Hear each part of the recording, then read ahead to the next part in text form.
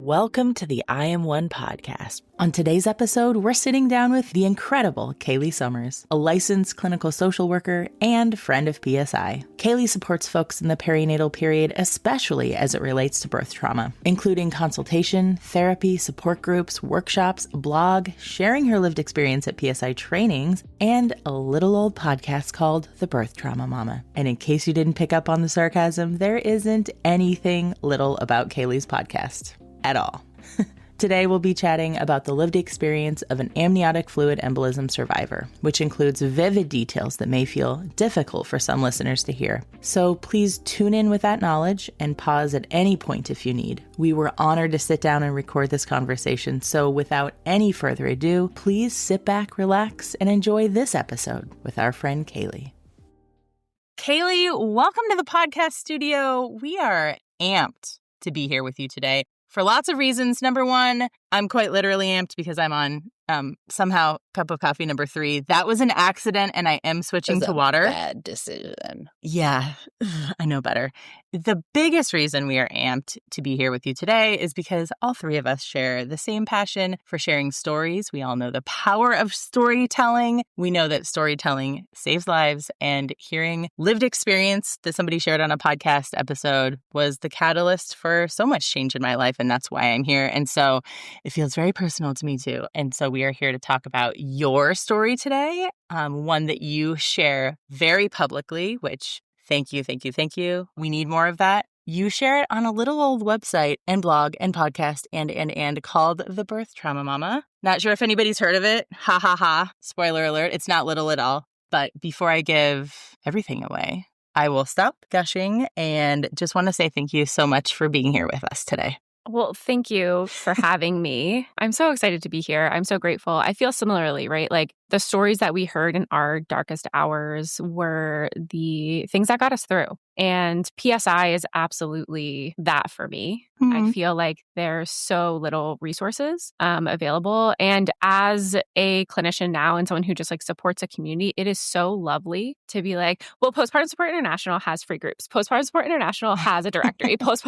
So have you heard of Postpartum Support International? KAYLEIGh, you say that very quickly. It's like it really, really naturally rolls off your tongue. Like Yes. you've said it a couple times. Oh, awesome. Just a few.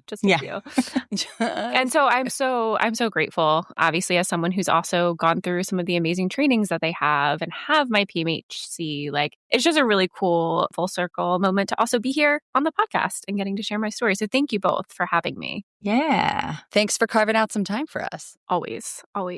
All right. KAYLEIGh, can you give us a little bit of an introduction to who you are? I already started, but You did. if you could give a little introduction to who you are, that'd be great.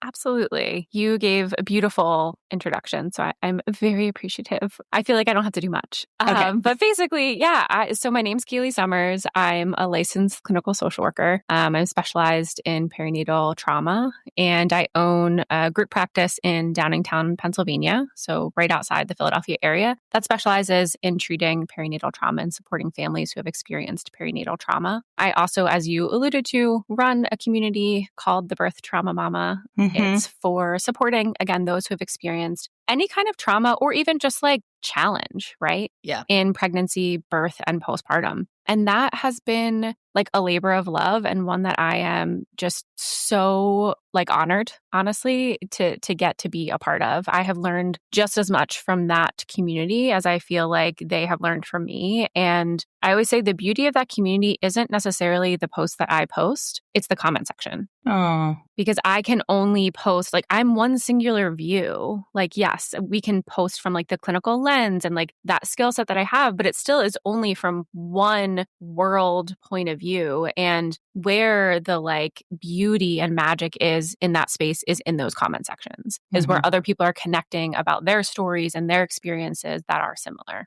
Oh my gosh, that gives me chills. It's like just knowing that you are sharing your one story and that ripple effect of so many other people kind of coming together in community, responding to it like in a positive way is pretty incredible. So it's really cool to get to be a part of. Yeah, totally.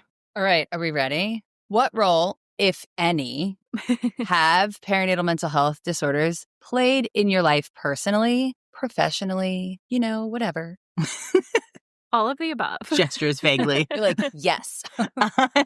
Mark it down as a yes to all of that. So it's really interesting. I was a therapist before I experienced birth trauma. I was not, unsurprisingly, specialized in perinatal mental health. I actually worked at a boarding school. Oh. I worked and lived there with my husband. Oh my God, did you have on-campus housing? We were dorm heads of a sophomore girls' dorm.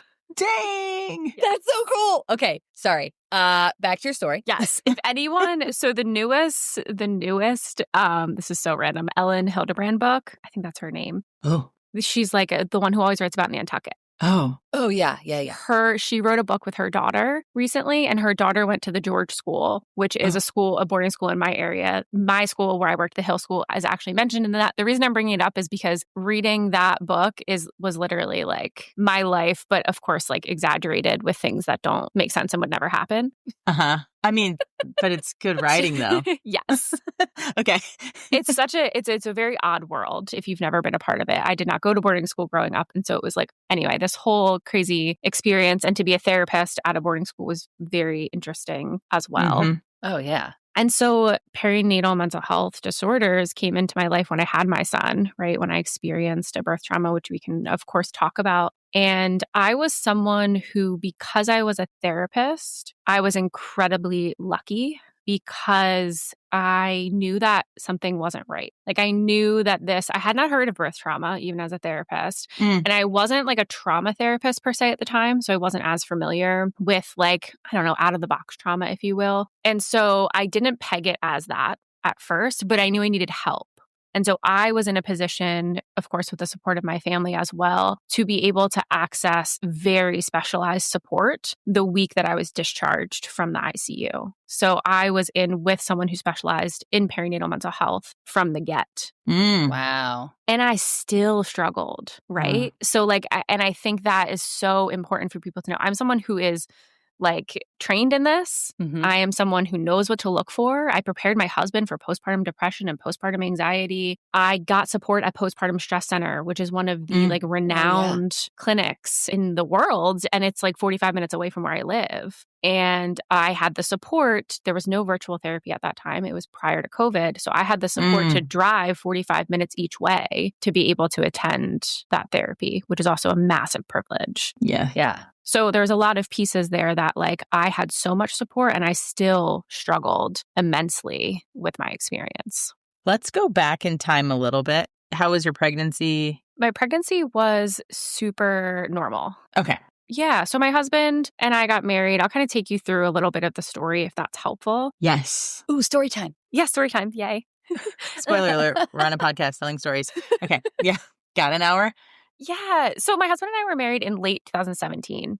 Okay. And, a few months into being married at the boarding school, we decided that we wanted to grow our family. And we were lucky enough to be pregnant by late 2018. So you were like, let's get pregnant. And your body was like, I understand the assignment. Yes. And what's so interesting looking back is there were like struggles that now pale in comparison, but are valid struggles. But for me in my timeline, like we did get pregnant the first month and then I had a really early miscarriage. So what I would call a chemical pregnancy, I'm comfortable using that term for myself because I wouldn't have even really caught it, I don't think. It would have just seemed like a late period if I wasn't testing. Oh, yeah. Mm-hmm. Okay. Yeah. So then the problem was though, I was like, that was really sad and hard. And this is easy. Like, let's just go, like next month, I'll just be pregnant again.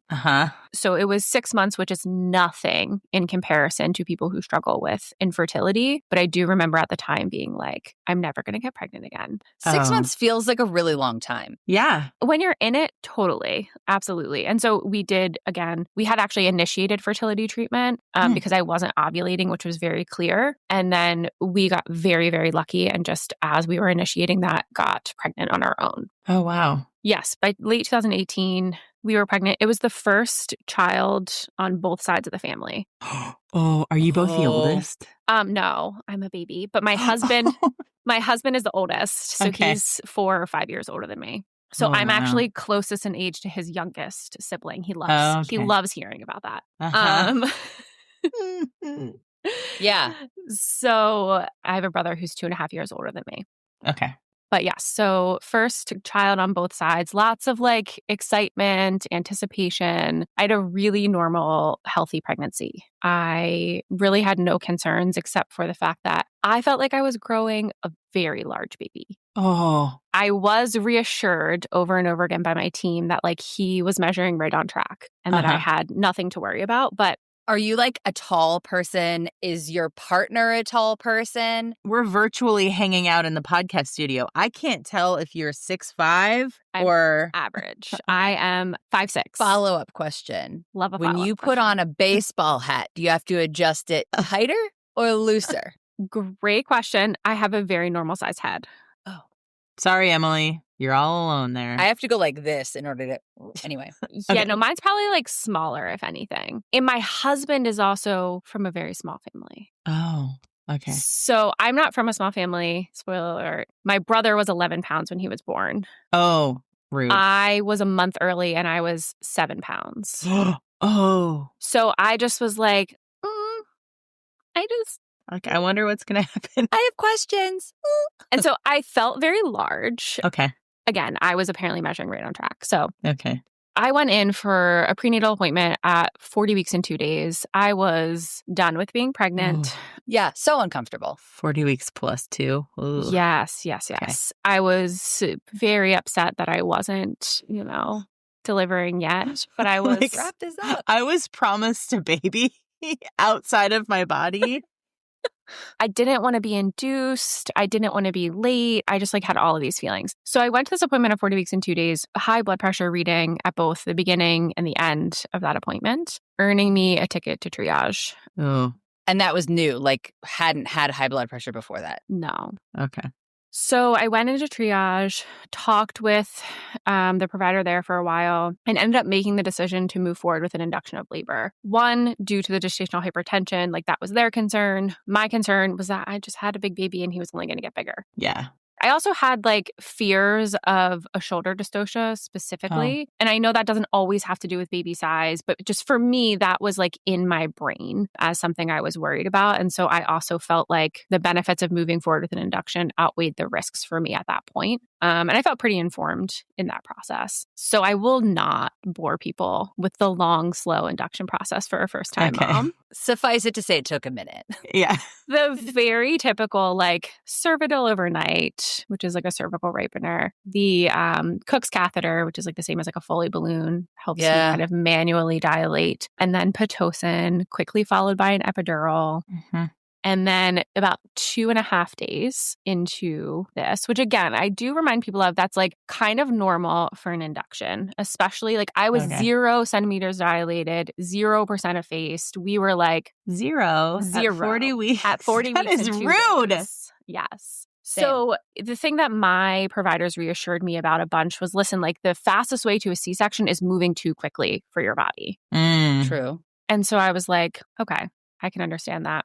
A caveat that everything that I'm sharing with you from that doctor's appointment, I have no memory of. So all of this has been pieced together through conversations with my family, my team, and scouring my over 6,000 pages of medical records. Wow. So I don't remember stepping foot into that prenatal appointment. I don't remember going to the hospital for an induction. I don't remember any of that. But again, meticulously pieced together. Wow. Foreshadowing. Yes. Things are about to get... Not so great. Yeah. We are going to talk about birth trauma. We are going to talk about a near-death experience for those who are listening. If that's not your vibe, I totally understand. I just want to kind of give you a heads up on that. So finally, 2.5 days in, I was 10 centimeters. It was around noon on a Wednesday. I had entered into the hospital on a Monday. And so my OB at the time came in, checked me, and was like, all right, you're 10 centimeters, finally, about to meet this baby. Let's get excited. Mm-hmm. And so it was my mom in the room, my husband, my nurse, and me and my husband had made the decision that my mom was going to be in on the actual delivery, which was not the original plan. I'm super close with my mom, so it would not have been me that had a problem with it. And not a problem, but a feeling of we just wanted it to be me and my husband to start out this family together. So saying that it was definitely my husband's decision that he was feeling like he needed more support. Mm-hmm. So my mom left the room to go tell my dad, who was in the waiting room, going to be a while, going to get to be in on the delivery. Yeah. So it was my husband and my nurse standing on either side of my bed. And I turned to my nurse and I said, I'm not feeling well. And she said, okay, that is pretty typical for transition. Let me get you a bag to be sick in. I said, nope, something is wrong. And as she went to go turn and look at my vitals, I started screaming that something was wrong with my heart. And then seconds later, I went into cardiopulmonary arrest. So what does that mean? Stopped. Yep, my heart stopped. And You're doing great. You're good. You're good. So some people will refer to it as cardiac arrest, but like my heart stopped and I stopped breathing. Mm-hmm. Yeah. So a code blue was called for my room. My nurse had hit the code blue button. And as you can imagine, you had not started pushing at this point, right? Mm-mm. Okay. Nope. I was just preparing to push. And as you can imagine, tons of providers, nurses came running in to the code call. There just so happened to be a critical care conference on the L&D floor. Oh, wow. A case conference. So there were a lot of the right people in the right place at the right time to get to my room really quickly. Wow.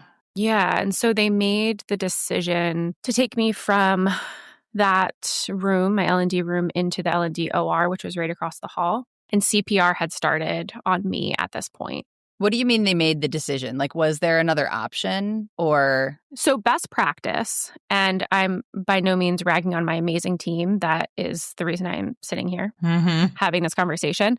But best practice for maternal cardiac arrest is if you have a patient who goes into cardiac arrest, who is still pregnant and the baby is, viable at that term, is to perform a bedside perimortem C-section. So not move the patient if you don't get ROSC within 4 minutes. So if you can't resuscitate and get circulation within 4 minutes, you should do the bedside C-section and not waste time moving the patient. Okay. Is that because sometimes the OR is far away? They're sort of taking into account these other factors. Yeah, right? You just don't want to waste time. Taking 90 seconds to unlock the bed and move it around the corner and down the hallway or whatever. That's like every second probably means KAYLEIGh, was your mom had she made it back to the room? She was in the waiting room with my dad. Okay. All right. I'm going to save my questions for the end now. You're fine. No, you're fine. I'm happy to be interrupted. Like follow-up question. I love follow-up questions. Set the scene. I need to know a couple more details. Okay. So you're across the hall. Yeah. And so now to follow up that piece on best practice, I mean, from the time the code blue was hit till the time my son was delivered via a perimortem C-section, or also called a resuscitative hysterotomy, was 6 minutes. That is so fast. That's insanity. So my team did an incredible job. My son did require resuscitation. Obviously, CPR had continued toward the end of that C-section. And so he came out unresponsive and did need to be resuscitated. But he did really, really well and was resuscitated quickly. And everyone talks about this is like a moment that I have really tried to hold on to in my trauma work, which is that when he was born, it took a few minutes for him to be resuscitated. And I'm obviously very sad, like I wasn't alive when he was born. But the first time he cried, the whole OR cheered. I'm totally crying now. His entrance into the world was like hard and terrible in a lot of ways. And also he had like all these people cheering him on. Wow. Yeah. Okay. Yeah. So he got taken off to the NICU to get his support and cuddles from the NICU staff. Yay, NICU staff. Yes, the best. Incredible. And so my OB at this point, CPR had continued toward the end of that C-section. And I just have to like tell you how badass my OB is for a lot of reasons. But like, I don't think people understand. So CPR is incredibly aggressive. It's not really how you see it in movies and TV. It's just like, it's very, very aggressive. We are trying to keep someone's heart beating. And so my OB was trying to sew up my C-section during CPR. And so she would have to ask them to pause and like throw a stitch and like keep going and pause and throw a stitch and keep going. She's insane. Wow. And so she at this point recognized that I was likely having something called an amniotic fluid embolism, which is an incredibly rare obstetric complication. It is still unpreventable, unpredictable, and often fatal. Yeah. If you want to learn more about it, I highly recommend going to afesupport.org. Our AFE Foundation has incredible information and education for you to better understand it. But essentially what happens is amniotic fluid gets into maternal circulation, which actually happens in most labors and deliveries. But for some reason, in a very small subset of the population, we have an anaphylactic, like inflammatory response to that amniotic fluid and fetal material. Dang. And so it causes essentially two phases, which my OB was like kind of reviewing in her brain at the time when she was trying to figure out what to do next. The first is that kind of like cardiopulmonary collapse. And the other is something called DIC, disseminated intravascular coagulopathy, which is essentially like a very simplified version of it, is that your body kind of goes a little haywire with its clotting system. It throws a bunch of microclots, consumes all of your clotting factors, and you bleed out rapidly. Wow. Which is why it is so difficult to survive this, because the only way to get a baby out at that point is to do a C-section, which means you now have a wound that needs to clot. Yes. And with DIC, you're going to bleed out of everywhere. It doesn't matter whether you have a wound or not. Obviously, that's going to be like a big source of it. But you will bleed out of everywhere. Like any mucous membrane, like any of that. Yep. Yeah. So that's like the inside of your nose or like your eyelids and stuff. Like, wow. Yes. Okay. Yes. Or any IV, any line sites. Like at that point, I had a bunch of central lines. I had, right, like anything. And I should point out, I should have said this earlier. I apologize, but I want to make this very clear. The point of a perimortem C-section or resuscitative hysterotomy is not for the baby. It's for the mom. So people get this like kind of incorrect a lot. They think like, oh, you're focusing so much on the baby. Actually, what we are doing, the reason why it's now been renamed a resuscitative hysterotomy, first of all, because it's like a little less morbid than a perimortem C-section. But second, because the idea is to resuscitate mom. So if we have a big old baby, a full-term baby laying on those internal arteries that are giving return, cardiac return, it's going to be a lot more difficult for ACLS to be successful, effective. And so that's why no ROSC in 4 minutes. There's probably also like medications and treatments that like they can't use if they have to factor in a baby growing or just hanging out. I mean, 40 weeks and 2 days, just hanging out, like still here, just hanging out. So yeah, it's when you remove that baby, the baby's okay. If they're going to be okay, they're as likely outside as in. Yep. And then they can really do literally all the things for you.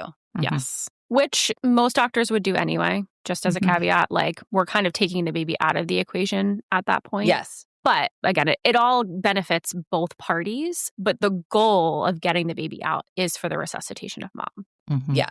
So, go ahead. Ask questions. Go. What was his weight?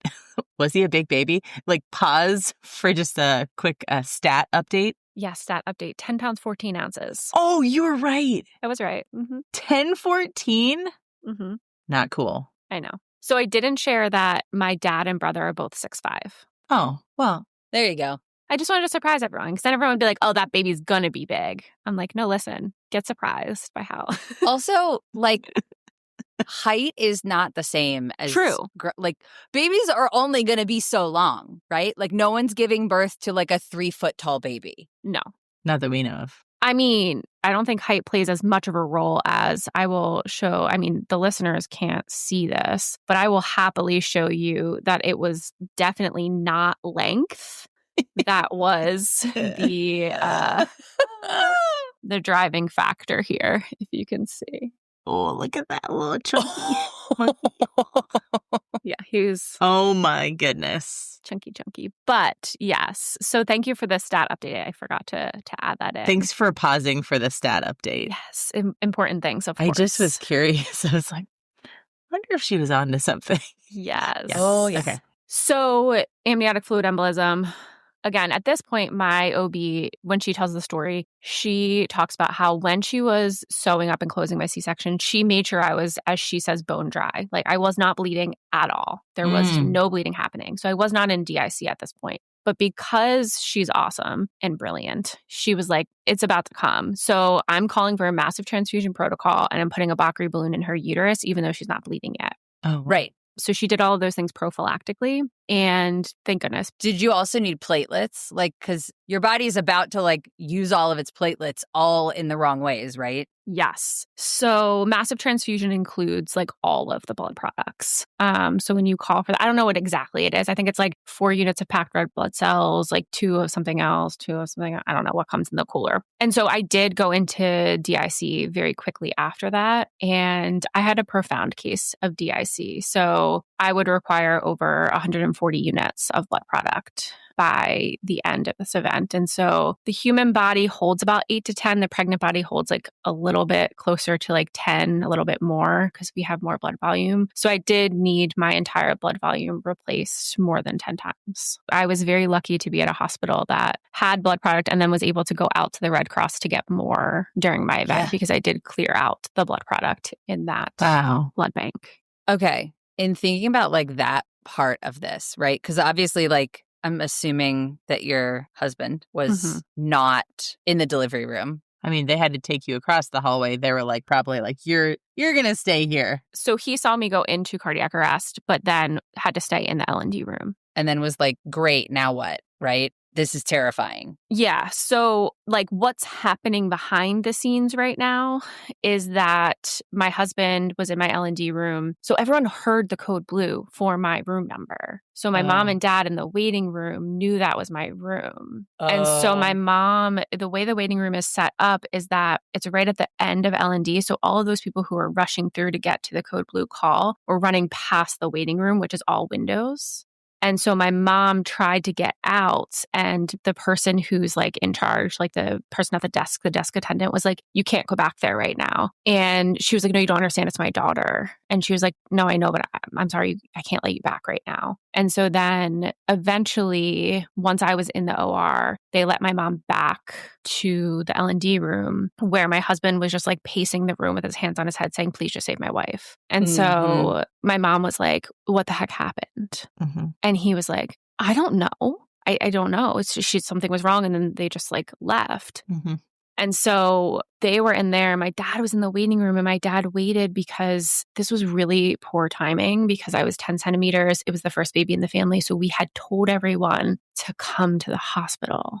So my brother and his now wife were on their way up from Virginia. And so my dad was like, okay, I have to wait in the waiting room. Well, when he was in the waiting room, my best friend arrived, and she describes walking into the waiting room and seeing my dad crying in the corner next to a person that she didn't know, which was the hospital chaplain. And was like, what is happening? And my dad was like, he just like hugged her and he's like, we don't know. The baby and KAYLEIGH, like, we don't know. So then he left the waiting room to go be with my mom and my husband. And then my best friend had to tell my brother the same thing. This is like the worst game of telephone ever. The worst game. So everybody's like, wait, what? And then they're just like somebody else told me. I just don't know. Right. Like someone's coming to the hospital to like meet my baby for the first time and like, yay, joy. Like, you know, the joy of an L&D waiting room. Yeah. And this is like the opposite experience.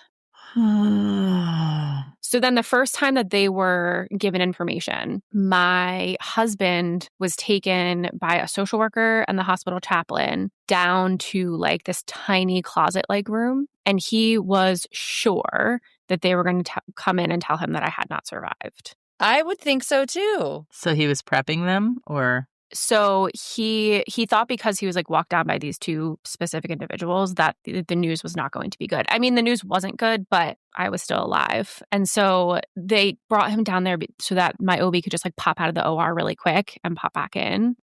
But of course, she was like covered in my blood. It was like a whole like traumatic experience for him. But also like we needed to know information. It's no one's fault. It's just like a bad situation. So back in the OR, they were like putting blood in as fast as it was coming out, doing their best to keep me alive. And unfortunately, I went into cardiac arrest again. They had to reinitiate CPR. And at this point, so my family was informed very early on that I had an amniotic fluid embolism and that they were trying to stabilize me. And that was like essentially it. And that they were going to stabilize me and keep me in the ICU. And so it seemed bad, but like they kind of had a handle on it. Yeah. And then at this point, when I went into cardiac arrest again, the other OBs in the OR, which there was like at least 50 people in the OR at this point, started to prepare my OB for the fact that I wasn't going to survive this event. that they weren't going to get me back from a second cardiac arrest. And so she actually left the OR at that point to go tell my family that they were doing everything that they could to stop the bleeding, but that she needed them to pray. And then she left and went back to the OR. Yeah. And so when she went back, I was resuscitated again. They were able to get circulation back again, but they knew they were going to need to do something like pretty drastic. And so they called over to Lincoln Medical Center. So I was at KAYLEIGH Hospital in Paoli, Pennsylvania, and they had to call over to Lincoln Medical Center to ask that ECMO and an ECMO team be transferred in because I wouldn't survive a transfer out to be put on ECMO. What is ECMO? So ECMO is the highest form of life support. Okay. I was on, there's VV and there's VA ECMO. VV is for lung support only, and VA is for both lung and heart support. So I required VA ECMO, and essentially what it does is it takes all of the blood out of your body, oxygenates it, and puts it back in. It's bypassing the heart functionally. Yep. And same with the lungs. Yep. For VA. Yeah. So for me, it went in through my femoral artery, took all the blood out. It's really crazy to see, like, if you look at the two tubes next to each other, the blood coming out is like very dark. And the blood going back in is like a bright red, beautiful oxygenated blood. So there's a machine outside of you that does that for your heart and lungs. And so I was cannulated and put on VA ECMO. That was keeping me, again, oxygenated, perfused, alive, but I was continuing to bleed from the DIC. And so they ended up taking me to interventional radiology to try to embolize some of my uterine arteries. Right. And that was only partially successful. And so they took me back to the main OR, opened me up for an X-lap, and found another 5 liters of blood and clot in my abdomen. Just like in your body cavity. Yes. Yeah. And so they were forced to do a hysterectomy and a right salpingo oophorectomy. So taking my right ovary and my uterus. So I have my one ovary that is still left, working hard. She's like, don't worry, I've got this. Yeah. She's like, I got the cycle. We're still going. Don't you worry. Every month. Chugging along. And then they packed my abdomen and left me open with a wound vac in place because I knew they were going to have to kind of go back in a few different times. Wow. Yeah. So then I was transferred. So this is like 9 hours after the initial cardiac arrest that I was stabilized enough on ECMO to be transferred to Lankenau so that they could maintain my ECMO circuit. And then unfortunately, when I arrived there, I had the unique is an interesting word, but the unique situation that my heart was not recovering in the way that they had hoped. So again, ECMO keeping me alive, but my heart wasn't pumping in the way that it should have been. So without ECMO, I would not survive, and you can't stay on ECMO forever. You need your heart to actually recover. And so for me, they had tried kind of every medication possible to try to get my heart to pump effectively, and nothing was working. Like, was the rhythm off, or was it like... So it's something called cardiogenic shock, and I was in cardiogenic shock. And yes, so the ejection fraction, the way that your heart pumps, mine was not pumping strongly enough because I was in cardiogenic shock. Okay. And sometimes you can help that with medications like dobutamine, epi, things like that. But all that stuff was making me tachycardic, but it wasn't changing the pulsatility of my heart. And so my interventional cardiologist told my family, listen, we've tried all these medications, nothing's working. We have one last thing that we can try called an Impella, which is the world's smallest heart pump. It essentially goes up in through, for me, it was an Impella CP. So it went up in through my femoral artery into my heart to offload the left ventricle to give your heart the time that it needs to rest and hopefully recover. And so this was the only option that we had, which was made very clear to my family. If this didn't work, we were out of options. And so that was placed early Thursday morning. Does it go in the ventricle? Yep. Okay. So, but functionally, it's letting the muscles of the ventricle have to work less hard to keep everything going. So it's a little windmill-like device. There's this tiny windmill in it that helps offload and basically does part of the work of the heart so that your heart can rest and again, hopefully start to recover. Okay. I'm picturing an equivalent, and it's when you're trying to lift something really heavy and you need someone to come stand next to you and help you to lift it the whole way. Do you have a show and tell? This is an Impella. So this was placed into my heart like that. And the little windmill is like in this little piece right here. Wow. Isn't science awesome? Right? Yes. It's absolutely wild. Yeah. So clearly I'm here. So it worked, thankfully. It worked really well. The initial kind of road to recovery looked like a few weeks in the ICU, a few weeks in like mother baby, a few weeks in rehab, and then home. Wow. That was kind of like the path, the goal. They were like, there's going to be a lot of like 1 step forward, 2 steps back in a recovery like this. And we don't know what her cognitive function is because we don't know how much time she was down for, if she has any kind of like hypoxic injury to her brain. So they put that in Thursday morning. I had another XLAP and washout, which is basically just like in your abdomen, like cleaning out any possible infection, bleeders, anything like that. Yeah. Left me open again. And then by Friday night, so 36 hours after the Impella was placed, I was doing so well that they took me back to the OR to try to downgrade me from VA to VV ECMO. From heart and lung to just lung support, because I did have like some collapsed lung issues and just like some more of that kind of lung stuff, if you will. Yeah. But when they took me back and they clamped off the lines, I actually was doing so well that they completely removed me from both ECMO and Impella support. So they thought you needed to go on VA, or VV, sorry. And they're like, actually, rip it all out. She's ready to roll. Yeah, I had a very aggressive team that wanted me, like that really wanted to push me off of things. Like they left all the lines in, like they were even very cautious that this, like we might have to go back. Yeah. So they left all the lines in, they, all of that stuff. Just in case, yeah. They took it all out. And at this point, the wound is not closed. You still have like a vacuum. So XLAP washout Thursday morning, XLAP washout Friday morning, Friday night, everything removed except for I was still intubated. Saturday morning, final XLAP washout closed. I was finally closed on Saturday. Saturday night, I was extubated. And then Sunday, I met my son for the first time while conscious. I don't have any memory of it, but we have very beautiful pictures and videos. Okay, so this is Sunday. He was born on Wednesday?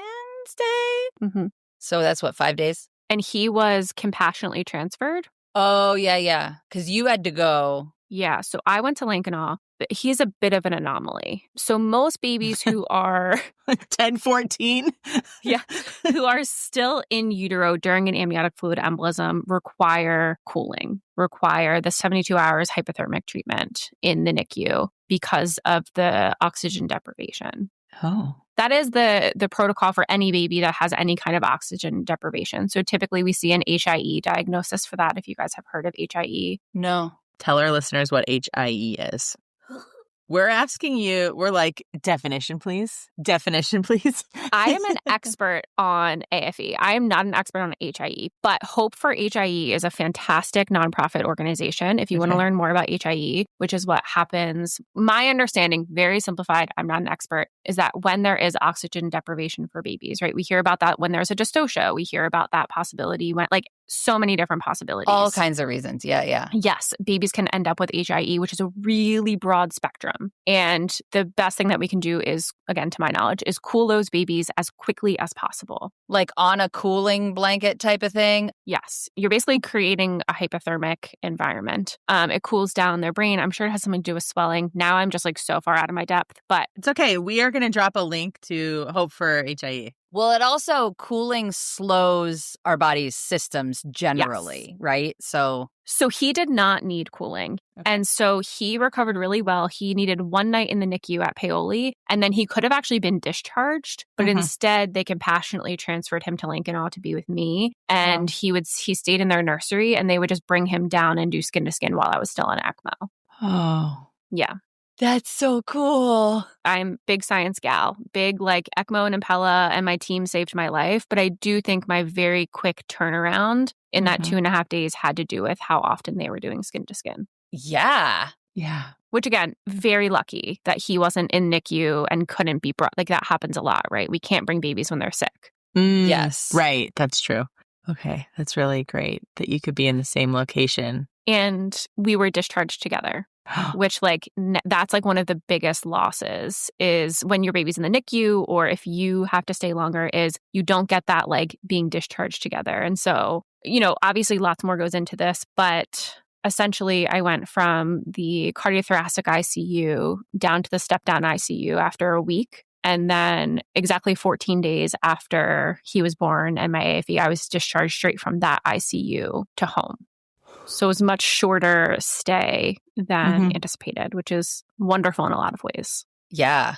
Those doctors knew what they were doing. You had the dream team. They did. Being young also helps. And I also do want to caveat, like, I think this is really important coming from the AFE world, is that I had an incredible team. I had incredible resources, and I got really, really lucky, because even when we have the best of the best, sometimes people still don't survive. And that is so unfair. Yeah. Yes. And there is just a component of luck that is involved in some of this that we will never fully understand. Right. You're here. Your son's here. Yeah.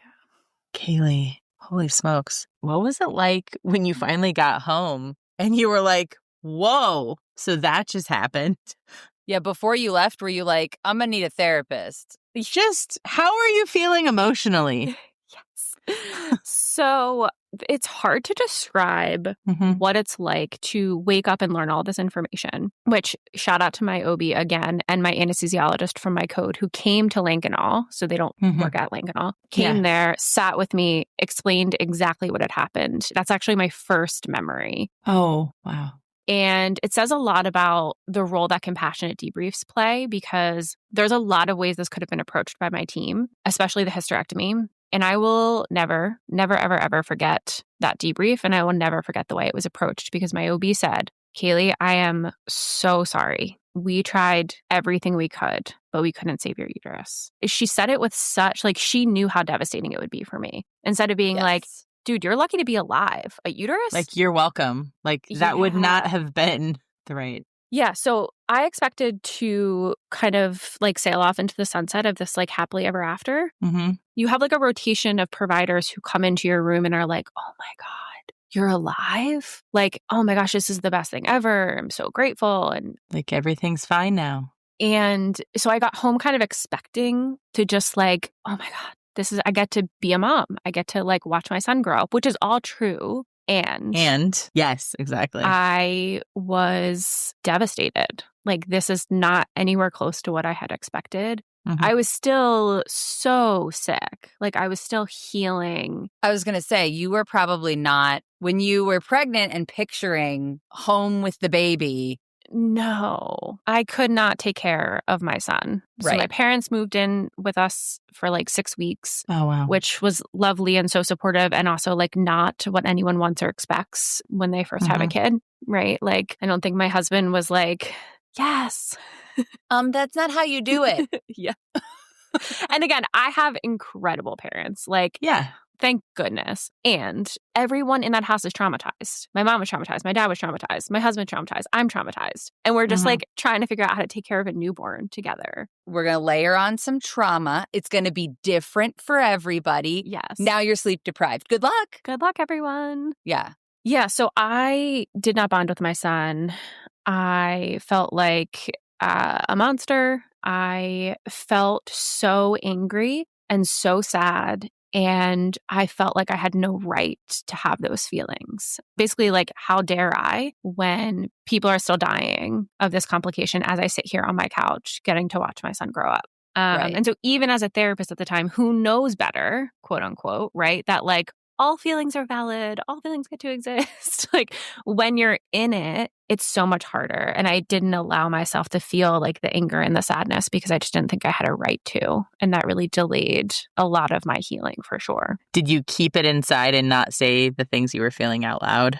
Oh my gosh, 100%. And people would be like, people being my family would be like, do you want to feed the baby? And inside I would be like, I could not want to do anything less. I'm going to have a literal meltdown. And then on the outside, I'd be like, sure, I'd love to. And then I would like just be so angry. But I knew that if like everyone was so worried about me being okay that like if I had been like, no, I just don't actually feel like feeding the baby, they'd be like, what's wrong with her? oh my gosh. Yes. Is she like, what's happened? Like, it would just be so suffocating. It was very suffocating. It's really tricky to be in that space because part of you wants to be able to be like, I'm just going to say what I need. No, I am not interested in feeding the baby. Help yourself. Great. Or fake it till you make it. Like there's something there too, right? So it's like, sometimes you get to say what you need. Sometimes you fake it till you make it. I don't know. Is that the happy middle?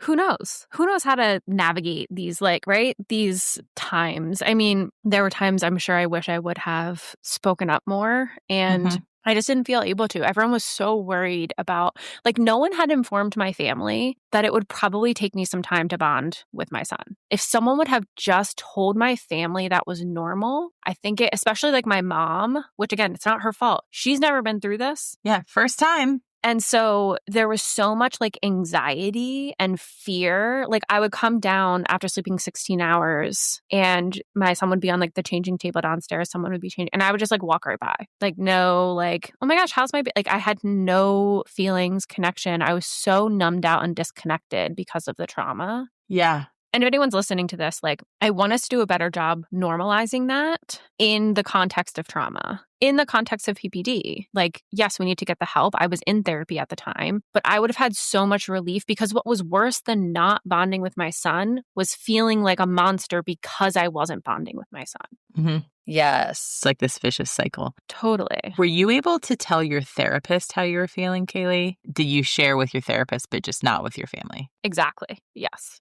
My birth experience is not similar to yours, but it was traumatic. And that description of like someone else is changing the baby and you like I had other things. Yeah. Uninterested. Absolutely. So resonates for me. It is crazy that we expect traumatized parents to not act that way. Like that is the way you act when you're traumatized. It's just the expectations I always find are that we have for ourselves are wild. Yeah. And then you're like, well, I'm not measuring up against some ideal that's been set forth by like a society that doesn't really value my role in the world, let alone the fact that I've been through some stuff. Yeah. Also, the expectations around bonding without trauma are ridiculous too. Like sometimes we don't just feel like, this is the best thing that ever happened to me as soon as the baby is born. Like that's okay. Bonding is actually an act that happens over time. It's like literally the whole point. I didn't even feel that until my third was born. I was like, oh, okay. Now I got it. Huh. Oh. Yeah. Yes. So what did it take for all of those things that were swirling around? So many things like the anxiety, the fear, feeling angry, feeling sad, feeling suffocated, feeling numb, like feeling like you couldn't say things out loud. What did it take to help you sort of not be feeling those things anymore, for lack of a better term? I mean, there's a lot going on. You had a therapist. Was it a combination of different types of support, meds? All of the above. Yes. So I would not have made it through that medication. Absolutely not. Yay, medication. Yay, science. We love the role that medication can play. I was getting depressed, and I'm actually like not I don't usually lean depressy. I'm more of an anxious girly. Okay. And cool. So that was a fun new game. And so the trauma and the health anxiety, which was like, okay, I just like randomly died when I was super healthy. So when's the next time that's going to happen? That was like intolerable. And so it was making me then like super low mood, depressed, numbed out. Son was born in July, discharged beginning of August. By October, I was like, yeah, I'm not okay. I need medication ASAP.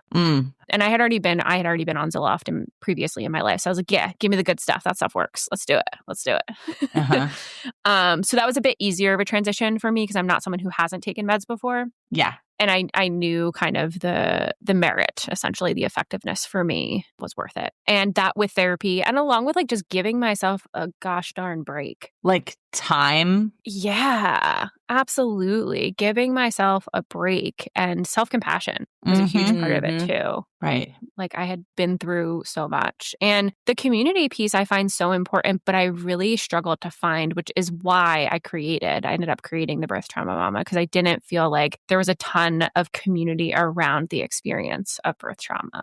Yes. Were you like, anyone? Anyone? Can anyone hear me? Like, am I the only one that has experienced this and is feeling this wild swirl of so many different emotions? Yeah. It's exactly how it felt. It was like it was so shocking. And then like when I was online, all I would see like beautiful, wonderful water births, which would be like love for the people who get to have them. Yeah. Like, yes, yes, yes. Love that for you. Uh-huh.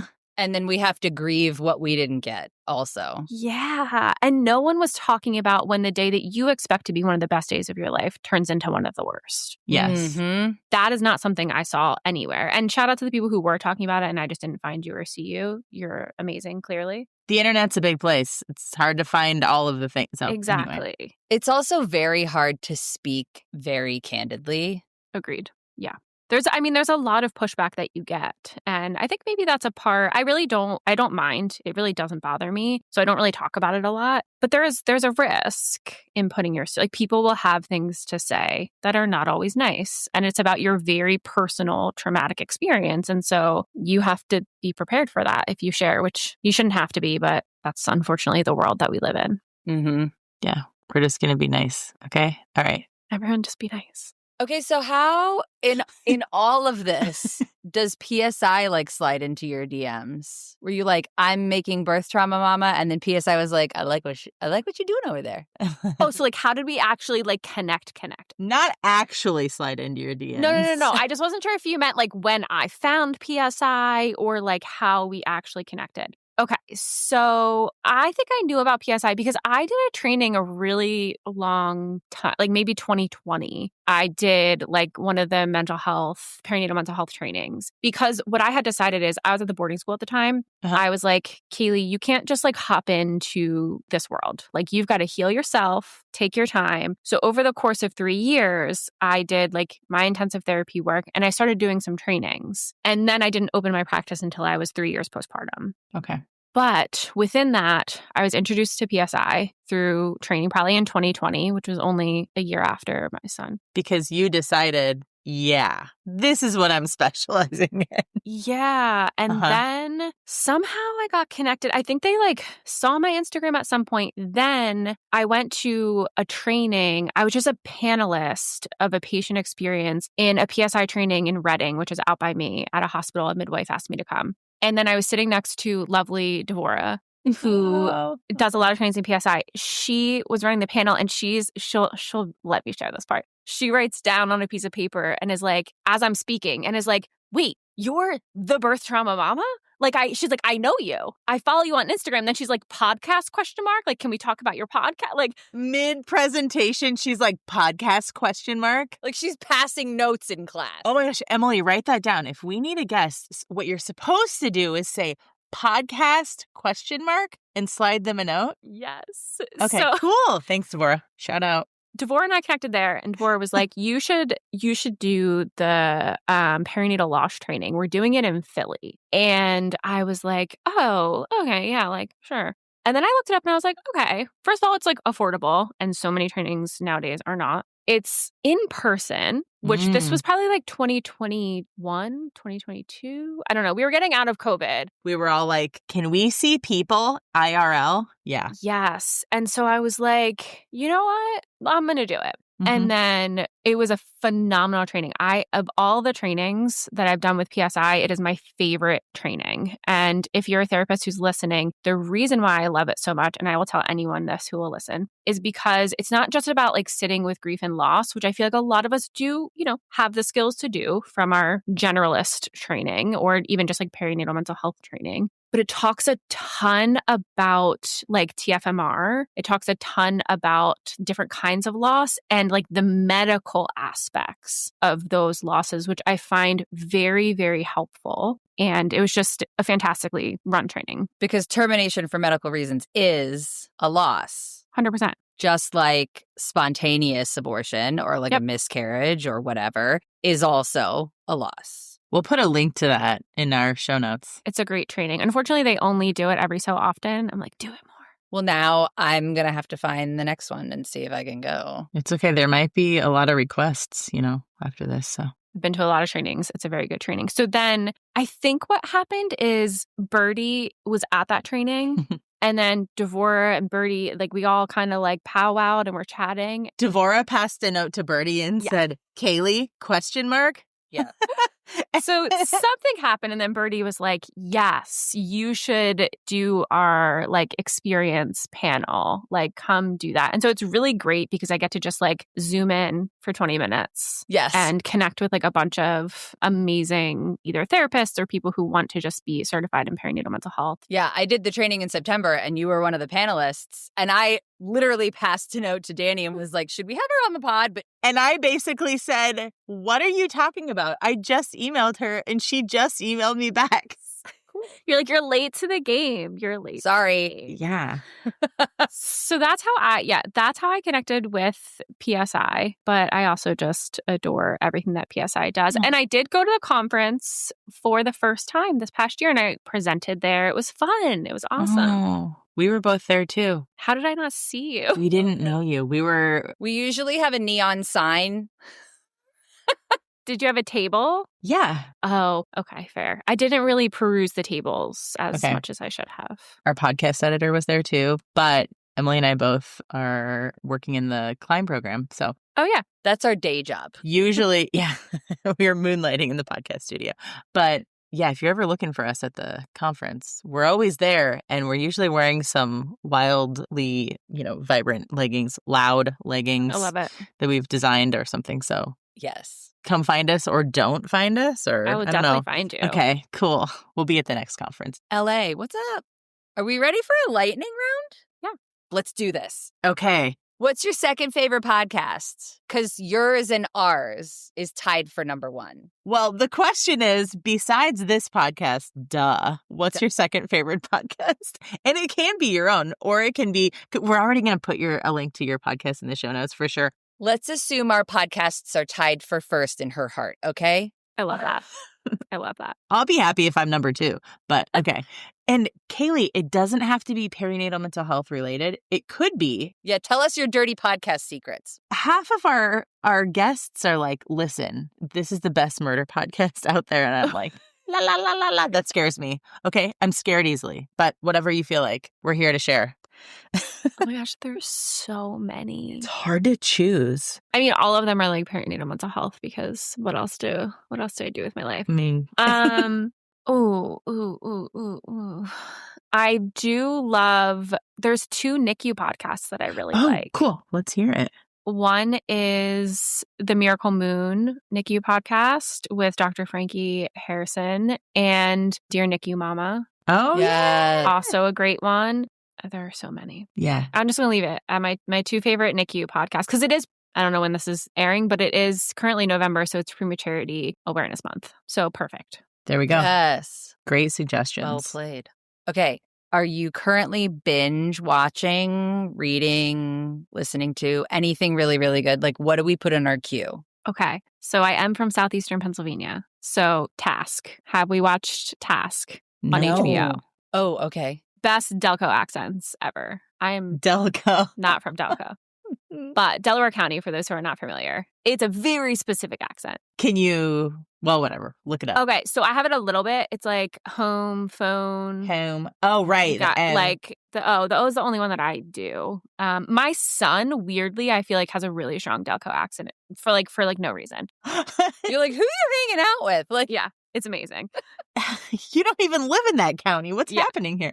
It's fantastic. So that show, though, is just like a very good show. Mark Ruffalo, who doesn't love Mark Ruffalo? Oh, God, yeah. I don't know if that's whatever. So everyone's controversial these days, so who knows? That should not be controversial. Who's to say? I mean, if he's canceled, he's canceled. I'll jump on board, but... Task is a fantastic show. It's like, did you guys ever watch Mayor of Easttown? No.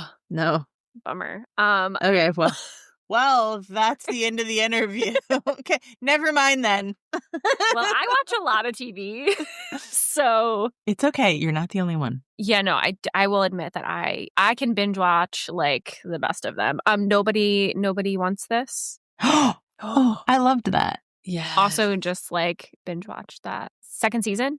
Oh wait, the second. See, you don't watch TV as much as I do. Yes, the second season's out. It's out. Did it just drop? I mean, like 2 weeks ago. Oh, yeah. See, yeah. It's okay. Okay. Nobody wants this. I'm a big, I hate doing any task without, chores. Like, you have a mountain of laundry and Gotta be TV. perfect. Pair it with a great show. But I will do anything. Gotta curl my hair, TV. Boom. On my laptop. So, I just, throughout my day, I'm, binging through shows. You know what, though? That's not anything to be embarrassed about, Kayleigh. I mean, there are tons of people who are like, I'm reading 3 books right now, and I... Also, who wants to be alone with their thoughts in this current state of the world? Not me. Not me. I am with you. I love a good distraction. Love a good distraction. Yes. Okay, books. I am reading a book right now. I can't even remember what it is, but... Okay. I did just read the new Ellen Hildebrand book, The Academy. Oh.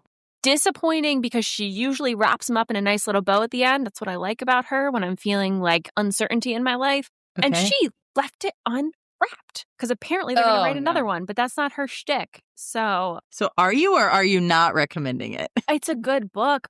Okay. She's conflicted. It's fine. Maybe wait until it's closer to the other one coming out because I hate now. It's how many years do I have to wait? It would be like watching season 1 of a show, but if they're about to drop season 2, just wait. Yeah, it's the best when it's right there. Yeah. Right. Yeah. So, and then I'm also thinking about diving in this current weather season into, okay, A Court of Thorns and Roses I already read that. So ACOTAR, read that series, loved it. I have been convinced that I should start Throne of Glass, but I don't know. I'm more of a romantasy than I am straight fantasy. Mm-hmm. And apparently Throne of Glass is a little more, but I'm going to give it a shot. So that's up next in my queue. Okay. Thanks for those recs. You're so welcome. Okay, Kayleigh, what is your best parenting hack at the moment? We also know that, that probably changes from moment to moment, but what's working for you? Okay, my favorite parenting hack is when I take my child to a store that has toys. He is allowed to look at any of the toys, and we will take pictures of the toys that he wants. And for some reason, it satisfies because I quickly realized that my child, at least, wasn't as worried about getting the thing, but it was that I was somehow going to forget that he wanted said thing. Oh, yeah. Don't worry. We are documenting this. Mom's got you. So now when we go into play, he's like, can you take some pictures? Can you take a picture of that? Did you get that? Don't you even worry. I have a couple gigabytes free on my phone. Let's hit the toy section real quick. Boom, boom, boom. Have never had a tantrum or crying fit. Now again. Knock on wood. Kayleigh's going to text us later. Yeah, it depends on the kid. It's not foolproof, but for us, it has worked some magic, I will say. I very similar to that, but then I ask, what do you like about it? And they just want to be able to tell me. That's so lovely. What they like about it. And I'm like, that's cool. Put it back on the shelf. Let's go. I'm like, move it along. Next aisle. Move it along. That's so nice. Okay, how are you going to show yourself some radical love today? Well, I voted this morning, which I felt is showing myself radical love. Yes. Right? We love a good vote. PA is an important vote, too. So not that this is going to come out in time, but just in spirit, hoping everyone is voting. Yeah. Yes. Very important. Okay. Kayleigh, what is one thing that today if you were to jump in a time machine and go back to before all the things went down during childbirth, or actually after your son was born and you were having a really hard time, what is one thing that today you wishes you could tell pre-recovery you? That was kind of a big, long question. Oh, you're fine. I've thought about this a lot. I've done a lot of exercises around this. I'm going to tweak it a little. Do it. So something that I have that's been really, I guess, important for me is I've often looked back and said things this is so hard. I'm so sorry. All valid and beautiful and helpful things in my healing and my recovery. But I've also had this picture of this I feel pity and sadness and I feel bad for that version of me. And then I also remember that she's the version that got me here. She did that. And so I also almost want to go back and remind her of this is going to be the hardest thing you've ever had to do and you're going to do it. And I'm so grateful for you that you did do it. Right? Because we often just look at that part of ourselves as again, validly so, but feeble and weak and struggling. But they are the version that got us here. Oh, yeah. And I forget that. I should just speak for myself. I forget that so often. Same. I did what I had to do. Yeah. Yeah. Oh, awesome. Emily. Okay. How do you take your water? Because we all need to hydrate. So like bubbles, no bubbles, flavor, no flavor, ice, no ice. We're checking in on you. We're just a couple of moms making sure people are drinking water. Do you have an emotional support water bottle? I do have an emotional support water bottle. Okay. So I do like a good bubble sometimes, but not as my like hydration. That's like a treat. Okay. Like, ooh, I need a little like sweetness in my life. Like, let's spice it up a little bit. But I don't feel like that hydrates me very well. So I always have a water bottle. I don't want it cold. That's okay. Your face changed. You know what? And I just want to say that it's actually easier for your body to process like room temperature water. Like I can't chug ice water. And like when I'm not someone who's like, you know how they say like, have a sip throughout the day. Do you you're a chugger? Because I forget to drink it. And then when I need to drink it, I need to drink the whole bottle. And then you're like, bottle. crap, glug, glug, glug. You're like, cool. Yeah. It's like, it'd be like hypothermic after this. Yeah. This is so cold. It's like, this is not accessible. Yeah. Brain freeze. Okay. Yeah, I don't like ice. I only like ice in non-water drinks. Wow, I just realized that about myself. Oh my gosh. You heard it here first, everybody. Yeah. Exclusive. I am one podcast exclusive. Amazing. We're going to break the internet over this. Anyway, KAYLEIGH, we're just here asking you all the hard-hitting questions. Clearly. But I think that basically wraps it up. We're going to put a link to your wonderful website in the show notes. If folks want to get a hold of you, is that the best way? Yes. Perfect. And with that, Emily, could you take us out? Okay. KAYLEIGH, this has been lovely. As someone who understands that trauma gets in the way of all kinds of things, what you are doing, being so honest, and the work of piecing it together, because it's not your memories, at least those 14 days, is so helpful to so many people, because the fear, the anger, the feeling disconnected is something that I think a lot of us can relate to. And what you are doing on the internet and with PSI and in your private practice is so important, and we appreciate you. Thank you so much. You're so sweet. Thank you both so much. The work that you all are doing is equally as incredible and important. And not only getting people's stories out there, but also giving people a platform to share their stories is really, really important and impactful. And I hope you know that. It feels important to do. We're in it together. Yeah. Thanks for tuning in to the I Am One podcast. Check out today's show notes where we'll drop links to all the important things that we mentioned in this episode. Please consider sharing about I Am One on social media and following and rating our show wherever it is that you listen to podcasts. It only takes a minute of your time and, well, that'll help our collective mission of bringing resources and local support to folks worldwide. From everyone here at PSI, thanks again for listening.